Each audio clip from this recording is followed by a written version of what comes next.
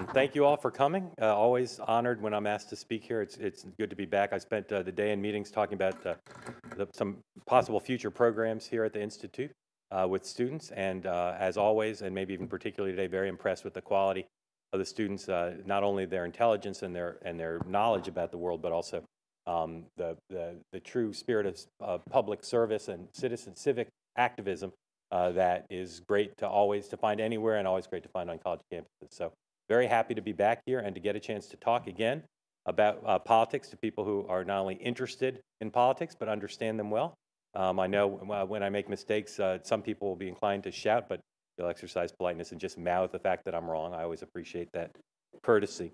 I'm going to talk a little bit about as the topic suggests, the Obama administration, how they're doing so far from a political point of view and from the point of view of the country.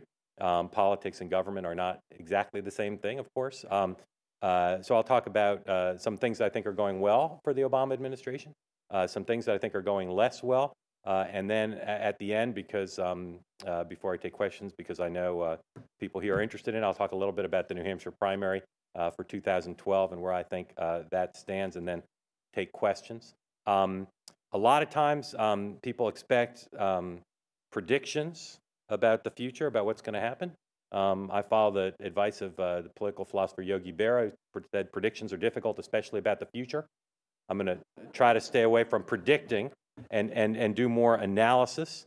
I always try to remember that over the course of my time speaking in public. And sometimes I forget, but I'm less likely to forget after what happened late last year when I was giving 2 speeches in Los Angeles on back-to-back days. During the Q&A in both events, I was asked by supporters of Hillary Clinton if there was any chance she would have a role in the Obama administration. And I gave an answer that was the equivalent of when hell freezes over. And then, of course, the next day, she went to Chicago and headed down the path to be made Secretary of State. So you won't hear me making a lot of predictions about what's going to happen in the future, at least not with any confidence. I always like to know my audience, so I'm going to ask you to vote. I've done this here before. Some of you will remember. So I'm going to want you to raise your hand in response. If you're uncomfortable voting in front of others, close your eyes when you raise your hand. Who here voted for or supported President Obama over John McCain in the last election? Okay, and raise your hand if you voted for supported Senator McCain. All right, a very diverse group. Congratulations. Don't always find that when I speak around the country. When I was on a book tour a few years ago, I went to the Harvard bookstore, the first stop on my book tour, and I asked the people there, about 100 people, who here voted for or supported President Bush in 2000 or 2004? And out of the 100 people, 5 people raised their hands. And I said, as was my custom, then congratulations, you're by the standards of Cambridge, you're a very diverse group. The next week, I was at Berkeley and speaking at a bookstore to a bigger group, 150 people. And I asked the same question, how many of you voted for or supported President Bush in 2000 or 2004? And nobody raised their hand, at which point you can't congratulate them for being a very diverse group because they had no diversity whatsoever. But again, one great thing about New Hampshire and about all the events I've ever done here is there is diversity, much more diversity than you find on some other college campuses and in some other states where political gatherings tend to be polarized the way much of the country is. And I'll talk about that when I get to the cons of what I think some of the negative things that are going on with the Obama administration. I had thought for much of last year when then Senator Obama's 2 primary challengers for the presidency, first Senator Clinton and then Senator McCain, both were making the same argument about his readiness to be president. Both of them, both in their hearts and in their rhetoric, had serious doubts about whether he was up to the job. I had thought that they were overstating his lack of readiness. He certainly did not have the conventional experience that most people who'd held that office in the past had, but I was struck by a number of things that I thought made him ready. The one thing I really wondered about and worried about was if he appreciated the psychic and time pressures involved with being commander-in-chief in a post-9/11 world. The briefing you get every morning on national security, the intensity, the pressure. I thought there was some question in my mind whether he could do that and not be distracted by it or worn down. I know from talking to people close to President Bush that he had that same, he wondered about that same thing, whether the policy judgments and stamina and focus that was required of a commander-in-chief in the post-9/11 world would be something he'd have. Well, as it has turned out, that's not been the big challenge, at least so far, that Barack Obama has faced. The big challenge right now is the economy. I've covered politics and government for a long time now, and I've never seen the political discussion, the discussion about a government at any phase, beginning well into administration, so singularly focused on one topic, and that, of course, is the economic crisis. This is a problem that I'm sure has affected people in the room personally. It's a problem that is dominating news coverage of the administration, just as President Bush made a lot of decisions behind the scenes, away from the public eye, on national security during his presidency. You should know that behind the scenes, as much as you're seeing activity in Washington on the part of the new administration on the economy, behind the scenes they're dealing with a lot of very big decisions. And the same kind of pressure, and in some ways, although it does not involve immediate life and death, the same kind of high-stakes decisions that President Bush made frequently on national security, the president is now making, President Obama, on the economy. And again, to first focus on the things that I think are positive as kind of a scorecard or a report card on this beginning period, on the eve of his giving his first address to Congress, not an official State of the Union, but will look exactly like what you've seen in a State of the Union, a joint address to both chambers of Congress, is he's temperamentally incredibly well suited for pressure. I've never covered anybody who is so even in his demeanor. You talk to anyone who's worked with him over the years, and they'll say he never gets too high, he never gets too low. When things are going well, he's even. He doesn't overreact. When things are going badly, he doesn't overreact to that as well. It's a great thing in a leader. It's a great thing in a boss. It may be that some of you in this room who've worked in the real world have had bosses at times, perhaps, who've overreacted when things went bad. I don't know. That's just a guess. I've had that experience. And being president involves being a good boss. I have a lot of people working for you. He's put some really impressive people in his cabinet, so impressive that Republicans who are prone in the age in which we live to criticize everything a Democratic president does, didn't really criticize that many members that he picked to join the government. And not only does he pick well, he did it in the campaign, he's done it in the government for the most part, but he manages them well. And in part he does that because he is not mercurial. You look at some of the problems some previous presidents have had. I'll name them during the Q&A if you wish, but I'll try to avoid the trouble of naming them now so I don't get in trouble with their friends and advisors unnecessarily. But you look at some previous presidents who were more mercurial in how they dealt with their staff, and invariably that leads to problems. He doesn't have that problem. He's extraordinarily even, and that is, I think, has served him well, not just in the actual performance of the job, but I think part of the reason the country is handling this relatively well is because he has been so even. He has not displayed a sense of panic. He's not displayed a sense that he doesn't know what he's doing. He's not displayed a sense that the country is not moving towards some preliminary solutions to these problems. And I think it's easy to take that for granted. You could imagine any president, new president, particularly one young and relatively inexperienced, who'd never run anything beyond his presidential campaign of a national scale, being overwhelmed by the job, and he has not been. He's filled in the job in a way that's been impressive and I think very important in terms of dealing with this crisis.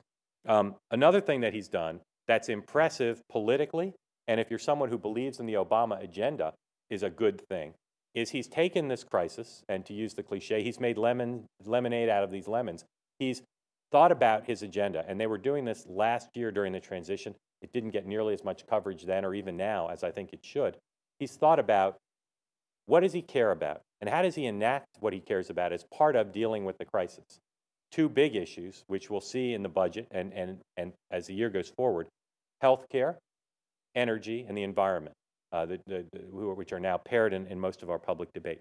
He has thought about how do you take the current situation we're in, need for stimulus, need to solve some short-term problems of people hurting, need to solve some long-term structural problems in many sectors of the economy, the auto industry, the banking industry, the healthcare industry, the energy industry.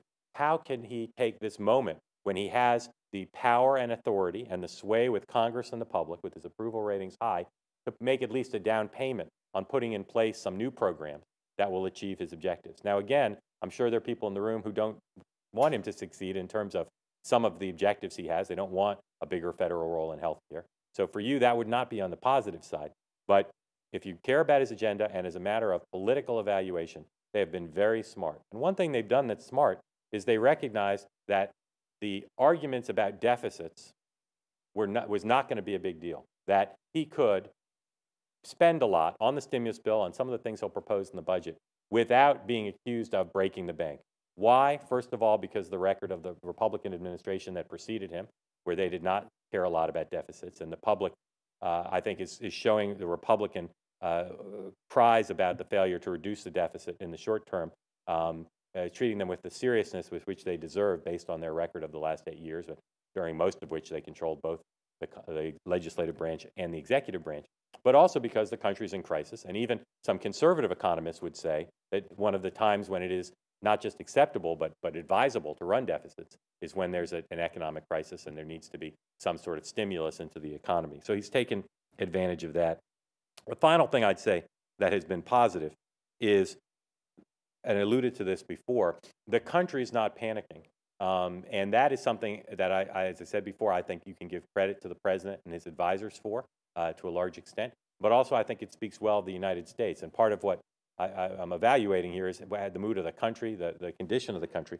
Even in these dire times, even as many people seriously affected with lost jobs and other hardship, you can travel around this country and see a lot of economic activity, people planning weddings, traveling on airplanes, shopping, going about their lives in a way that I think partly reflects the American spirit and people's appreciation for this country and the stability compared to most other countries in our economic system, our political system, but also an appreciation, I think, that this White House is giving people a sense that things are getting done, that he is working on the problems. It's one of the great strengths that President Clinton had. It's one reason why his approval ratings remained high even during his impeachment, because a majority of Americans thought he was working hard every day to try to address their problems. And you look at the polling data and the semiotics of this administration, and I think it's fair to say that this president has created that same effect, that same image. And I think that's valuable politically for him, but I think it's also very good for the country, because the biggest crisis we have now, for all the systemic problems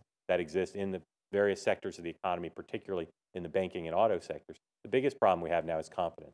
We need people to have a restored sense that the fundamentals of the system are strong enough to support risk, entrepreneurship, economic activity, and that the system's not corrupt, that people who are swindlers, that the people who are regulators are going to have a set of rules in place before too long that are fair.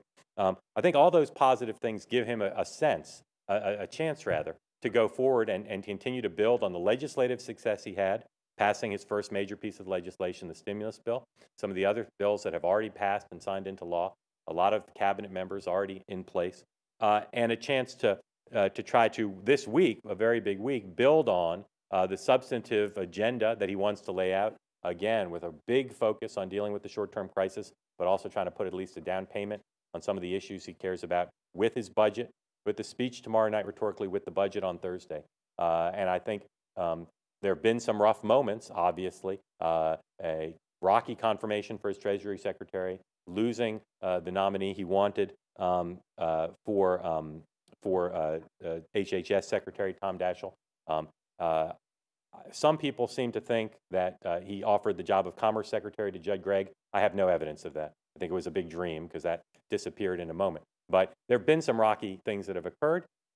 But for the most part, I think, given the age in which we live, where there is a constant 40% of the country detesting the president of the other party, just built into the system, an echo chamber, in this case on the right, whipping up a frenzy against the Democratic president, given his relative inexperience, given the economic crisis and the pressures he's under, the fact that any proposal he offers is going to be attacked from the left as too conservative, from the right as too liberal, I think by most measures he's off to a very solid start. And he's found a way to do this job, which is a totally different job in a sense than what he ran for. He did not run to be the president during an economic crisis of unprecedented proportions. He found that job, and again, I think from a day-to-day functioning point of view, given the age we live in, he's handling it very well. Now, I just came from a dinner with some members of the community here, and we talked about the balance between positive and negative. That is the so-called positive portion of my speech. I'm going to try to, in both time and demeanor and tone, not make the negative portion any more vibrant than the positive. But I do think there are some problems that he faces. Now, politicians try to call them challenges rather than problems, but I think these are grave enough that I'll dispense from my normal label and call them problems. There are some big problems. The biggest problem, I think, is the seriousness of this economic crisis and the cyclical nature that's already underway of some of these problems. That he's not approaching these like a wide-eyed liberal by any means, and anyone who thought he would approach anything that way, I think, failed to really scrutinize his record and his rhetoric as a candidate and as an office holder before he was in the United States Senate and in the Senate. But he's trying to solve these problems attitudinally in a way that respects the market, respects the private sector, that wants to restore things, many things, to where they were before. There's some big changes they'd like to make, particularly regulatory changes. But he's not trying to make the United States into Europe with these policies. But they are trying to solve very big problems that are very difficult to solve. I said this at dinner. I'll say again, the job of being a political reporter these days pretty much requires a PhD in economics. And I don't have one of those. So I'm being forced to cover a lot of serious substantive issues that even experts in many cases don't understand. There's the old joke that says that there are only two people who understand how the world economic system works, and unfortunately they disagree. And I tend to think that's right. A lot of the problem is even sophisticated policymakers in Washington don't understand some of the financial instruments that got us into this trouble. But what we do know is some pretty basic things are happening, particularly, as I suggested before, with banking and autos, where government action, the right government action, is difficult to figure out. And while the government waits to decide what to do, or after the government takes a partial measure, the markets react in a way that is anticipating government action, that it almost sometimes will make that government action inevitable. The biggest problem I see right now today is what's going on with Citi. Citi has taken substantial federal money. There are negotiations for the federal government to become an even bigger investor in the bank. It is heading towards nationalization of that bank. Part of the reason that's becoming more inevitable, though, is because the stock price is going down. Why is the stock price going down? In large part because investors are concerned that the government's going to come in and dilute or make worthless their stock. So there are a lot of problems that you can't wait on. The more the government waits and tries to be judicious and cautious and see how things are going before they make a bigger commitment, the worse the problems can get. This is a really difficult set of problems, would be for any government. I think, again, the way he's handled it, the personnel he has for the most part, the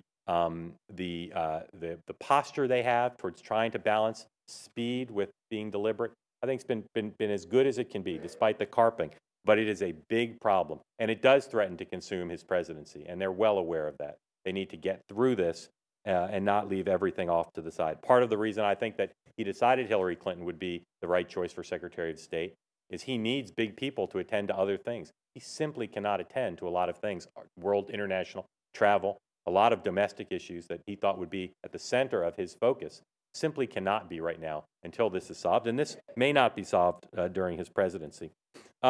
Another problem that I think he faces, and again, we had a very interesting talk about this earlier today, is the perception on the right that he is in campaign mode, that this White House is still running, that is using the tactics and in some cases the strategies of a political campaign to try to achieve victory. Now, the Bush White House was pretty good at that too. So again, I think the public probably won't see in this a particularly solid argument that it's improper to engage in politics in the White House. But President Obama, on some issues, I think has held himself up to a higher standard. And the question I think he faces is, does he ever want to try to risk his own political fortunes, spend his own political capital in a substantial way, or try to get Democrats in Congress to do the same thing in order to achieve substantive policy goals? Or will he be more like the politics we saw in the last 8 years, and to some extent the last 16 years, particularly on the congressional end of Pennsylvania Avenue, which says what the majority is most concerned about is maintaining its majority, and policy decisions will be made in a way to try to preserve the majority. I think that's a problem, not just symbolically because Barack Obama talked about ending that kind of politics in Washington, but because it's producing partisan gridlock. And this is, to me, the biggest problem right now with what's going on, the biggest danger. And people I talked to in the Obama administration play this down. But I think the partisan tone, the partisan posture that currently exists, which is just like the partisan tone and partisan posture that we've seen for the last 16 years, is going to make it very difficult for him to solve problems in the future. He passed the stimulus bill, and he's passed some other things, but he's done it almost exclusively with Republican votes, Democratic votes, and he's done it in a way which has caused Republicans, justified or not, and people can make up their own minds about that. He's done it in a way that has allowed Republicans and caused Republicans to say he's not being bipartisan, he's going with the Democratic Party, and he's not trying to solve problems in a bipartisan manner. If I look at the problems that must be solved, banking, autos, healthcare, Iraq, I don't believe these problems can be solved in a fundamental way with party line votes. You might be able to ram legislation through the way George Bush did on most big issues with a narrow majority. But to get buy-in from, he's not going to get buy-in from Rush Limbaugh on his health care plan. But he needs buy-in from not just Republicans in Washington, and not just enough to break a filibuster, but enough in Washington, and more importantly, around the country. So people say, yeah, it's not the health care plan I would do exactly, but it's something I believe in. This is not the Afghanistan policy I'd be for exactly, but it's something I believe in. In the old days in Washington, and this is not a question of good old days, there's quantitative ways to measure this, even when there wasn't a crisis, it was common to work across party lines, that there were more centrists in both parties, and there was a way to find bipartisan solutions. That is increasingly difficult. It has been over the years, and you can read lots of academic literature on why, particularly in the House, where congressional districts are drawn in such a way that polarizes members. That's why there are almost no moderates in the Republican Party left in New England, and why for many years there were very few Democrats, increasingly fewer Democrats in the South. It's very difficult now, but in the past, even during peacetime, even when there wasn't a crisis, you saw moments where presidents brought both parties together in the center, lost votes on the extremes, on the right and the left, and solved problems. Certainly during crisis, during wartime or economic crisis, you would see that be more likely. People would put aside the next election and solve problems. Happy to talk more in the Q&A about the fact that only 3 Republicans in the entire Congress voted for the president's stimulus bill, and whose fault that is. But the reality of the situation and the aftermath of that, in which both sides went to their partisan corners, the president party began to run negative ads against Republicans who they thought are vulnerable in the next election, criticizing them for not voting for the stimulus bill. The White House and the president engaging in increasingly strong partisan rhetoric against those who didn't support them. The claim that the bill was bipartisan, the way George Bush used to make that claim, because 3 Republicans voted for it. All of that, I think, is producing the kind of bitterness and the kind of past patterns that are not going to lead to Republicans working with the White House on these issues that, again, I think need to be solved in a bipartisan way. On the Republican side, I think they've got a stronger argument than most people in my business usually give them, but they have plenty of blame on this too. Their instinct has been, because they are so weak, the Republican Party is so weak, the only thing they have right now is their unity.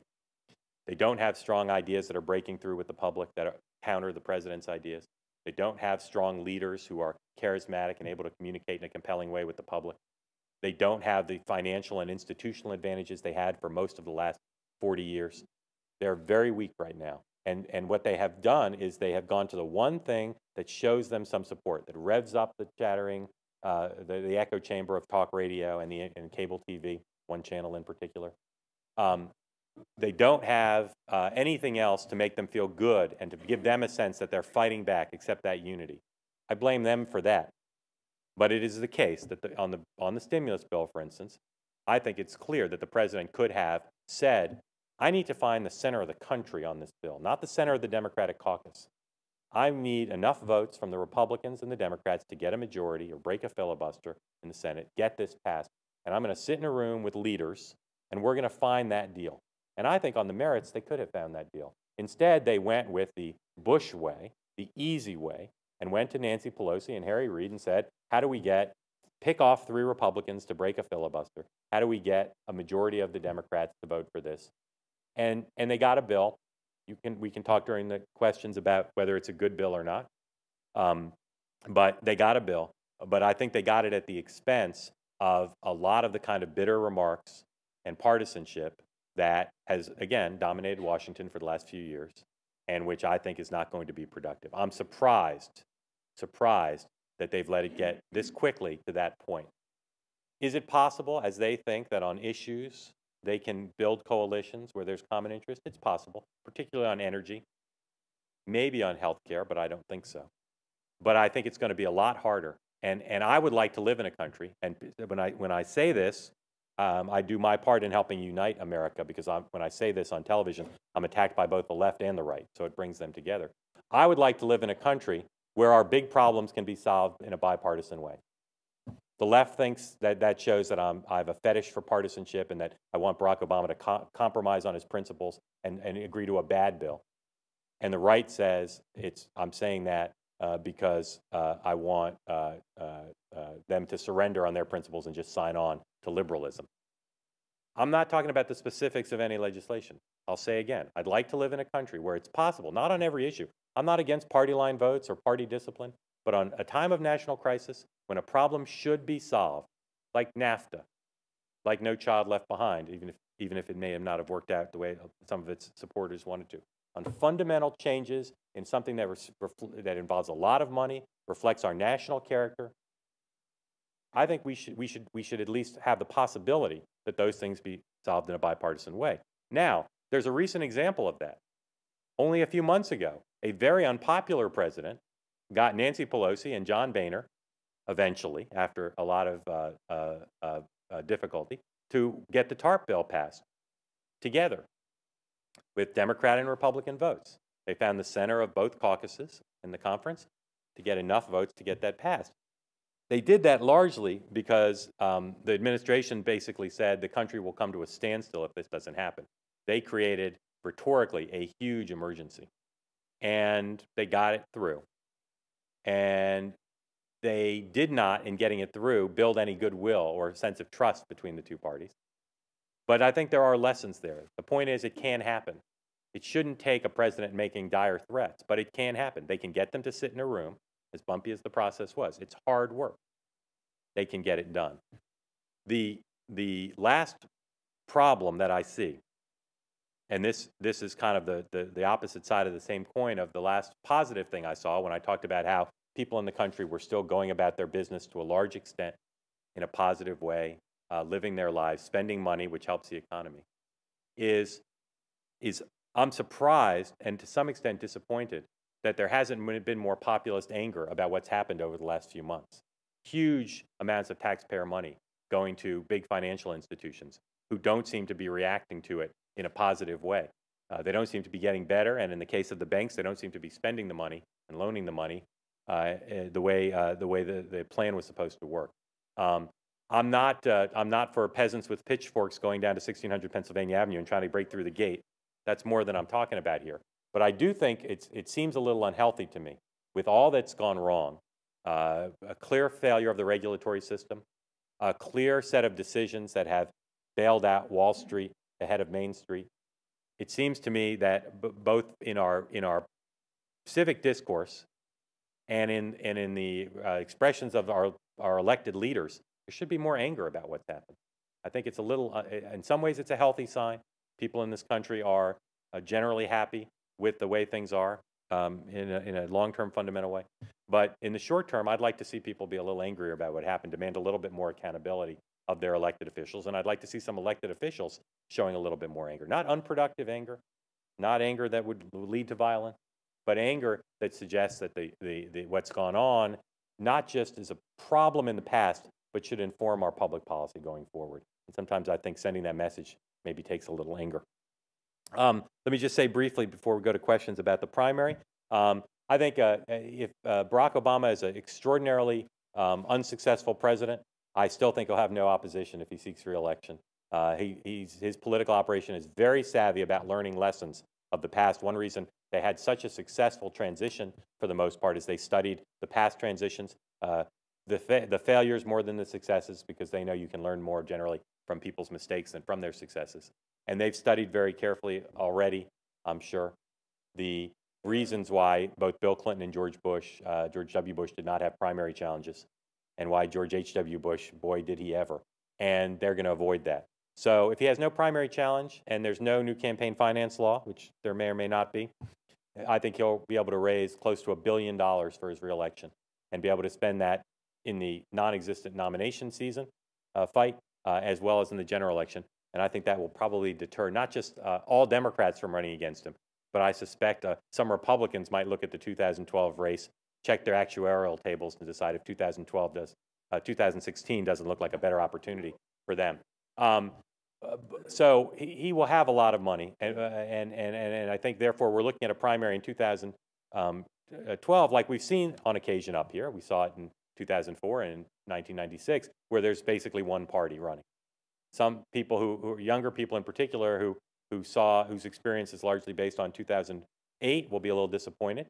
Much bigger carnival when you've got 2 rings in the circus to watch. But I think it also makes it less likely that the primary is encroached upon, that first in the nation status is threatened, because the Democratic Party, as we saw in the last cycle, has historically been the party whose elected officials and party members and interest groups have pushed to have other states change their calendar. It may be that the Democrats do that, but it wouldn't be very meaningful if the Republicans don't follow suit, because again, the Democratic contests won't be, unless something dramatic changes, very meaningful.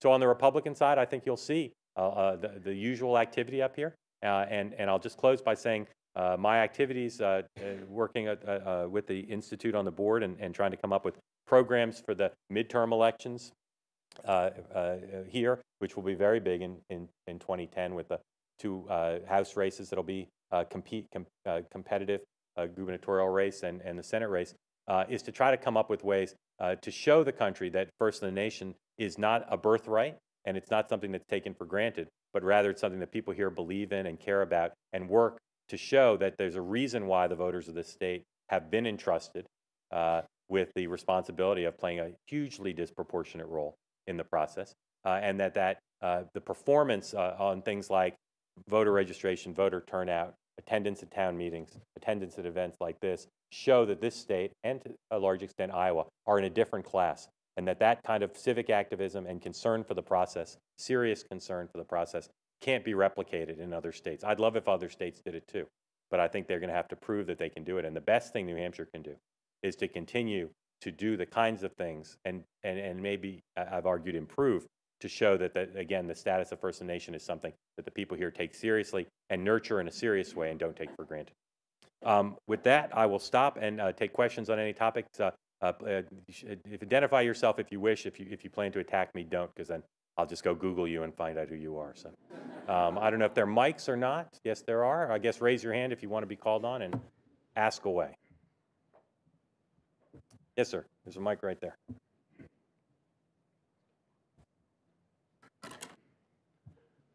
This doesn't tie in with anything you've talked about, but it's come up during the confirmation hearings of Attorney General Holder. The Republican senators wanted him to make a promise as Attorney General of the United States that he would not prosecute George Bush or Dick Cheney or Donald Rumsfeld or the former, what's his name, Gonzalez, former Attorney General. As you know, and Attorney General designate would not make that promise. He said if crimes have been committed, we're going to have to do something about it, but he didn't say when. Senator Patrick Leahy 2 weeks ago introduced a bill which would bring war criminal charges against George Bush and Dick Cheney and Rumsfeld. And one of the members of the World Court in The Hague has said if the United States doesn't do it because it's politically inconvenient and will upset the right wing, then the World Court will bring war crime charges against Bush and Cheney and Rumsfeld. What are you hearing among the reporters and the press in Washington about this? Because most people know that war crimes have been committed, right, and lies have been committed. Right. First of all, I have more sense than to ever talk to reporters in Washington. A few years ago, I moved from Washington, where I grew up, to the Upper West Side of Manhattan because I wanted to be more in touch with the real lives of real people. And I rarely go back to Washington. And when I'm there, I stay away from the reporters. But I can tell you what I know from other people. there is in this country a strong sentiment of people with a striking overlay with people who watch. I'm guessing you've seen Oberman on TV before. That's a guess. Don't know who it is. All right, I was wrong. All right. There's a strong sentiment within the party to do that. And I think for some people, it is part of the partisan freak show that I think is negative in this country. For other people, and I think this is underappreciated on the right and among some members of the media, it's out of a sense of justice, outrage and justice, that it's important that the country, for people who feel the way you do, not tolerate that kind of behavior without the kind of legal and criminal accountability that we think should exist in a fair and just system. That is not the view of a majority of the country, I don't believe. And I think it's pretty clear from the statements we've seen from Eric Holder and Barack Obama and others that this administration doesn't plan to put any political capital behind making that happen. And I suspect, based on what I know, I can be stronger than that, which is they would put political capital behind any effort made to try to have that be a part of the agenda of a democratically controlled Congress. There is too much to do. There's nothing that could be more divisive. And I think what you will see is an effort to work with historians. I don't know if you noticed when the president liberalized to some extent the capacity of citizens, including historians, to get information on the Freedom of Information Act. But I think you'll see an effort to cooperate with historians to try to do some of this work. But even before the economic crisis, it was pretty clear from their public statements that the president wasn't inclined to put resources behind this, and I think they feel even more strongly about that now. And I would say it is also true of most of the congressional Democratic leadership in both houses of Congress. It's important to people like yourself, I know, but I don't see it happening. And like I said, I think they would move to stop it if the leadership allowed it to take place. Do a question over here before we do. There's two questions that always come up. I'll answer them now, just so we don't have to address them. I have no idea if she will or not, and he thinks about it all the time. So you don't have to ask either of those. Sir. Good evening. Two small questions. One is the President independents in the Senate and House and Congress. What role do they play today, and is it more important than the last Congress? And the second question is, how serious is President Obama about telling the mayors that they are not to squander the money? You asked about the independents, like Bernie Sanders and Joe Lieberman. Is that who you? Actually, Joe Lieberman. Yeah. The president, in speaking to the mayors, saying them not to squander the money, was as serious as Carrot Top. No, he was serious. I mean, I think that I just try to work a Carrot Top reference into most of my public events. And you gave me a good opportunity. I think the president recognizes that when you do this kind of experimentation or very rapid spending, that there's going to be waste, fraud, and abuse. And I think you're going to see investigative reporters and Republicans, particularly if they get back in the majority, which I don't anticipate, have a field day with, tens of millions of dollars, hundreds of millions of dollars maybe, in the spending that is going to go out to the mayors and others. So I think I think they're aware of that. It's the cost of doing business, and as part of an effort to, in their view, stimulate the economy but through rapid spending. And I think he's serious when he tells them he doesn't want to see that done. But I think he probably knows that there'll be some of it, but it doesn't hurt for him to ask. The independents generally they caucus with the Democrats, and they are functionally, in most instances, like Democrats. Joe Lieberman next week is one of the managers on the floor of the bill to give the D.C. representative a vote in Congress, which, there couldn't be a more partisan issue close to the hearts of the base of the Democratic Party, and he's the floor manager for that. So, he's an interesting guy, and it's an interesting journey he's taken in terms of, holding a Senate seat as an independent and endorsing and working hard for John McCain. One of the very impressive things about Barack Obama that we can all learn from is he does not hold grudges. And it was his leadership that said to other Democrats, including people I think who work with him in the White House, we're just not going to be about holding a grudge against Joe Lieberman. It just, we need his vote, and it doesn't help. So I think compared to the last Congress, Joe Lieberman will probably be a more reliable Democratic vote. And at the same time, on some foreign policy issues, I think he'll stay true to what he believes, and that may at times put him crosswise with the administration. But Barack Obama, as a president-elect and a president, has been more in line with Joe Lieberman's foreign policy views than was candidate Obama. So there's less friction there. Bernie Sanders pretty much votes with the Democrats, except on a few issues where he's more conservative. But I'm not familiar with what his voting record was last Congress, but I have no reason to think it would change in any way. Hi, I'm George Bruno, local attorney. That's understated. New Hampshire loves the primary, of course, and Iowa loves the caucus. We're at a point now where these processes are at the beginning of January, and other states, of course, continue to squeeze Iowa and New Hampshire. And the coming months will be the time, as the parties reorganize, to set the rules for the next election cycle and to set the calendar, of course. What happens to the New Hampshire primary, the Iowa caucus, and the system in general if these processes are pushed back into December or the holidays? Can the primary, can the caucus continue to survive if that happens? Can I yield the microphone to somebody else in the room? Is that all right? I always feel self-conscious answering. And you give a national perspective to it, and so that's well, why look, you can say the rules are already set because the Republicans set their rules at their convention, and that's that. But as we saw this last cycle, states can violate the rules and run a risk of threatening Iowa and New Hampshire first in the nation.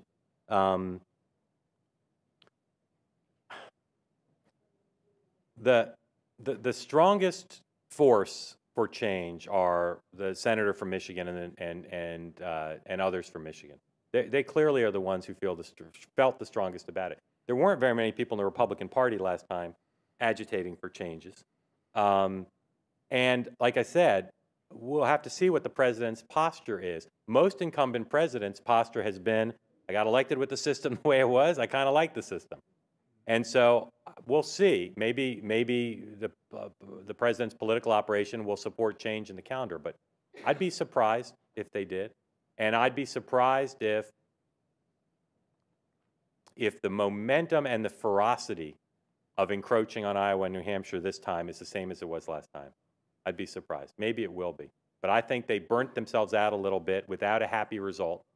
I don't think Senator Levin could say, I like the way that turned out. And so I think my guess is, and we go back to the Yogi Berra thing, when the New Hampshire primary is 8th on the calendar, it occurs in November of 2011, you'll remind me what I said about Hillary Clinton joining the Obama government. But my analysis today is that for the reasons I've suggested, burnout, the incumbent president, and the general cyclical nature of these things, that if I had to put money down today, I'd say Iowa and New Hampshire would be first, and they might even not have to be ruining my New Year's plan. But I don't know. And next time I come, if you warn me you're going to ask that, I'll bring my Ouija board and we'll sort it out. Hi, Mr. Halperin. My name's Patrick McKeown. I'm a school teacher at Central High School.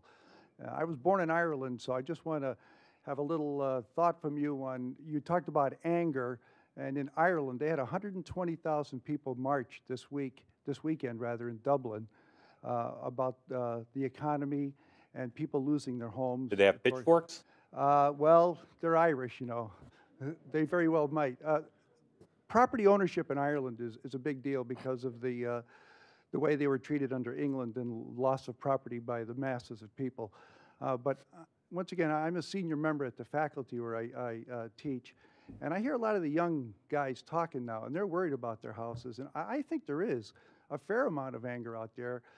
There was a lot of anger when you hear about the guys going up there and testifying and finding out that they haven't paid their taxes and things like that. I think there is a fair amount of anger, and I'd just like to hear you comment on that a bit. Well, I mean, certainly amongst individuals, there's a lot of pain and a lot of anger. I guess what I'd like to see is anger that is productive. I'm not saying the other kind of anger I'm opposed to or I don't understand, quite the contrary. But I think, for instance, a march like that gets people's attention. You know, if you said to the angry people in or they're your colleagues at the school, did I understand you correctly? If you said to them, take a personal day and drive down to Washington and join a march of 120,000 people on the Capitol, would they go?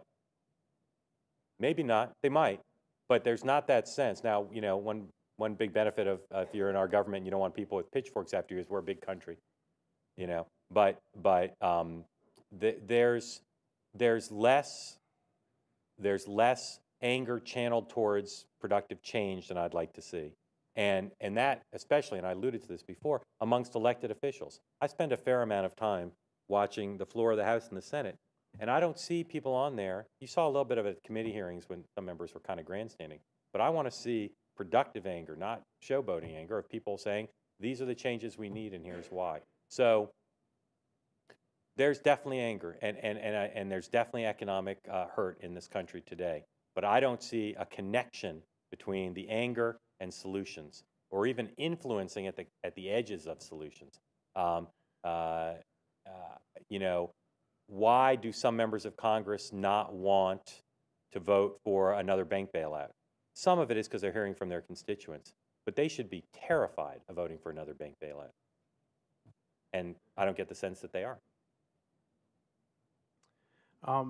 There was a wild expansion of presidential power during the Bush administration, and when you guys related? Yeah, well, I wanted to follow up on his question. Have you seen that Oberman show? Be honest. You ever seen that? No, I haven't. Okay. It's funny that no one wants to admit it. Yeah. Go ahead. Sorry, I'm sorry I interrupted. That was rude. So there was this wild expansion of power, I think, from my perspective, and we had Sheldon White House and Pat Leahy here the week before the election. And I said, you know, when Obama gets elected, because it was at that point fairly clear that that was going to happen. I said, what are you going to do to ensure that, or what do you think is going to happen, either in the Senate or at the presidential level, to ensure that we sort of rein in and haul back some of the expansion of power? Are you seeing anything that speaks to that?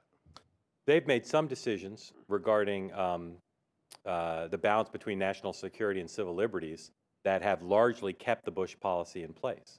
And, you know, they've made some that have a break in Bush policy. Some, at least they're studying changes. Now, again, it's testament to the miraculous powers of Barack Obama that while you're pretty energized about this, and I applaud your closely following it and the passion you're bringing to it, I don't see marches on Washington. I don't see too many liberals, except in the blogosphere, saying this man has betrayed a key part of his agenda. We voted for change in the area of the balance between national security and civil liberties. And we didn't do it because we're mushy-headed liberals. We did it because we think this nation is stronger when we are true to some of our most fundamental ideals about how to be a free country.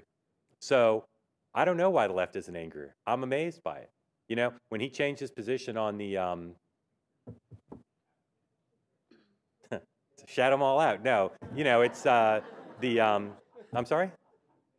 Not the detainees. Before, when he was a candidate, the thing you voted for, right? The wiretap. There was a little bit of an outcry if you were someone who watches a certain cable program or reads certain websites, but there was not a broad-based discussion the way there would be if George Bush did something like that. Although he had some issues like that as well. When if George Bush had offered a cabinet position to someone as liberal as Judd Gregg is conservative, the right would have gone crazy. I didn't hear much complaining. I heard a little, but not much. Now, again, as I said before, it's not entirely certain to me. We didn't dream that. But some say he offered Judd Gregg a position in his cabinet. I can't explain it to you. I'm sure the president's delighted by it, but this is a good example. If everyone in the country who felt as strongly as you did about presidents apparent shift on some balance between national security and liberty. If you all met in, the Superdome and said, okay, we all feel really strong about this, we're really angry about it, we want to affect change, we want to try to get him to live up to what we thought he was going to do, I'm not sure how you'd do it. And I'll say again, I'm a big believer in the power of the people, but I've not heard too many liberal members of Congress say to the president, you know what, I'm not voting for your stimulus bill or your bank bailout until you fix up what you said you were going to do on civil liberties. I can't explain to you why. I do see why someone like you would be frustrated thinking that you'd voted for someone with a radically different approach to that balance. And take the words that Barack Obama applied to a McCain presidency, seems like more of McSame. And I can't explain to you why there's not more outrage about it. Barack Obama's a pretty talented guy and a pretty lucky guy, and so far there have been limited outrage, except apparently you're pretty mad. Huh? He's made some pretty big decisions. Hi, I have a question regarding the stimulus vote. And specifically, they had 3 Northeastern senators voting for it from the Republican side, but no other Republicans. Mm-hmm. And what exactly would the bill have had to contain in order to get other Republicans? I mean, it seems like their only solution is tax cuts is the answer for everything. I think if you had put the leadership in a room, on both parties' leadership in the White House, you could have had a bill that was a little smaller, not much smaller, with more spending that would go out faster. Still have the health care, still have the unemployment benefits, still have some of the other relief in it, still have some tax cuts in it, still have the spending in it that was most stimulative, and more tax cuts not for the wealthy. And I think you could have, on the substance, gotten an agreement there. It wouldn't have been, again, a bill that found the center of the Democratic caucus, but it would have been a bill that found the center of the country. I ask every presidential candidate I cover early on, before they have time to think of a better answer than their gut reaction.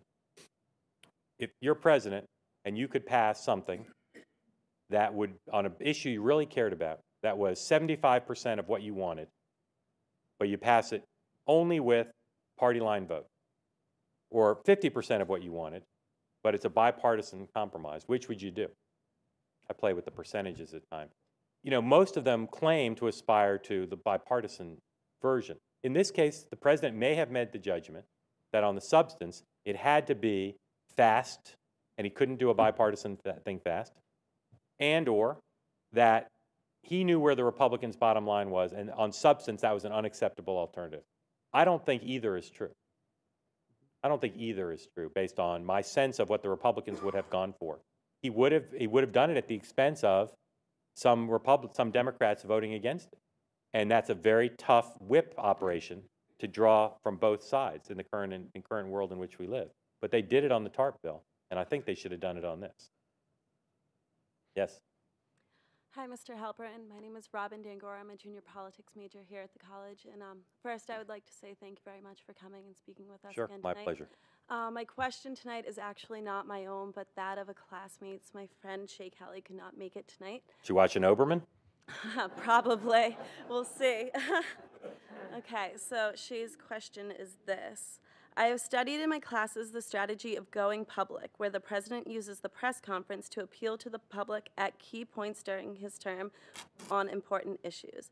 Is President Obama overexposing himself, and why is he not using surrogates such as advisors and secretaries more? Well, I guess I dispute the second part. I think he's got his advisors out there doing a lot of stuff. A lot of times those people will do regional media in a way like during a campaign where they try to get a different type of question and reach an audience in a different media platform. But I think they're doing a pretty good job of getting surrogates out, and I think part of the strength of his selections for big jobs, cabinet, and other senior positions are people who, not across the board, but in many cases, are pretty talented surrogates. He's had one press conference. I think, if I remember correctly, it was earlier than any other president had ever had a full-scale press conference like that. And he is the strongest asset he's got in this administration, and I think he's not, at this point, capable of being overexposed. Part of the reason Secretary Paulson was so out front on the TARP bill was because the White House knew the president was so unpopular that if it was his bill, they'd have a harder time getting that bipartisan compromise. This president's broadly popular still, not stratospherically so, and there's a trend. I try not to be guided by polls, but there seems to be a trend that his popularity's down a little bit, but not dramatically. And obviously he's articulate and able to convey, as I said before, a sense of action. He's his own best asset. So I think that it's hard to imagine him being overexposed in this calendar year as long as he stays popular, and I suspect that he will.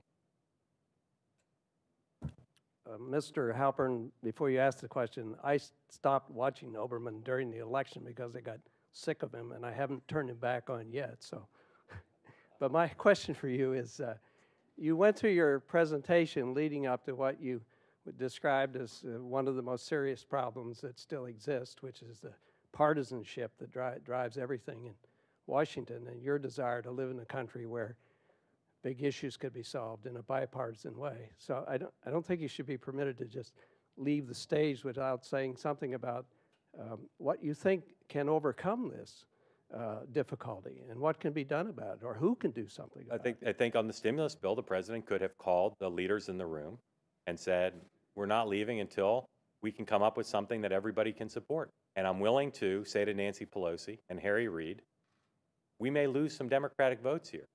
This may be really hard. George Bush did it on TARP. Bill Clinton did it on NAFTA. It's a lot harder in the current world in which we live to do it that way, and you take a risk.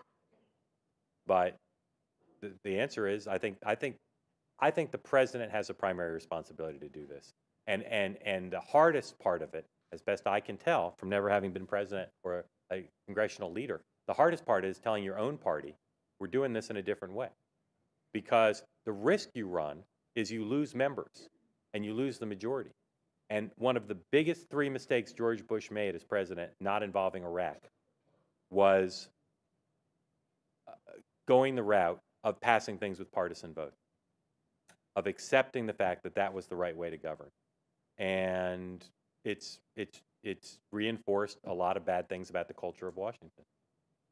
You know, your governor is pretty good at working across the aisle and has the respect of and real relationships with Republicans. Now, I know there are some Democrats who say that's because he really is a Republican, but it takes a lot of work. And it takes being willing to risk, either not care about, or you care about whether your party's in the majority, or willing to risk your party losing the majority to try to make change. I think there's a lot of indications as a candidate and even as president that this president sees that. But I think it's also the case that he didn't do it on the stimulus bill, and whether he thinks, they do think that they can do it on other things, not having done it on the stimulus bill. But if you look at the rhetoric of the Republican National Committee and the Republican leaders and the Republican rank and file in Washington and on talk radio and on a certain cable channel, it's hard. It's hard to change those patterns when you get off to a start like he's gotten off to on that indice. As I said before, on most indices, I think he's gotten off to a great start. But on that indice, I think he's sowed some seeds that may be real trouble for him in the short term and over the long term. Mr. Halperin, my name is Chris Collins. I'm excuse me, senior here. Thank you again for coming tonight to speak. Sure. We have made numerous jokes here tonight about the Keith Olbermans of the world. But with this discussion about, you know, political compromise, I think these pundits have become a major role. I mean, there are examples of politicians going on to Rush Limbaugh and apologizing after the fact for going against them. I mean, they seem. I'm a business major. I'm not a politics major, so I can't speak to the public policy processes as much. But I see them as a major actor in the national political stage. Do you see these figures as an impediment to the compromise? I mean, it can. Glenn Beck recently, I saw the clip of the war room. He's foreseeing the uprising of the pitchforks and all that. I can't see that as a help. That it only can lead to more ideological entrenchment. You are coming as an objective media member. I don't know if you could speak to the other ends of the spectrum. Yeah, because my co-author has 3 children to put through college, could you hold up my book? That guy? Buy that book, because we have a lot in there about, again, what I call, my co-author and I call the freak show. Rush Limbaugh would be part of that. I think it's one of the worst developments in my life. I want a press in this country that is fair and trusted and not partisan and not seen that way. And we have botched it all up and are seen by both the left and the right as unfair. And that's, just, again, I want to live in a country where we have a free press that's strong and powerful, but whose concern is the public interest and holding a powerful interest accountable to the public interest. The reason Rush Limbaugh is more powerful now in some ways than ever is because the Republican Party is so weak. They have no other assets. He's one of their greatest assets. And the reason why that congressperson had to apologize and lay before Rush Limbaugh and say, please, sir, may I have another, is because within the Republican Party now, crossing Rush Limbaugh is a really bad idea because he's more powerful than your average member of Congress by a lot.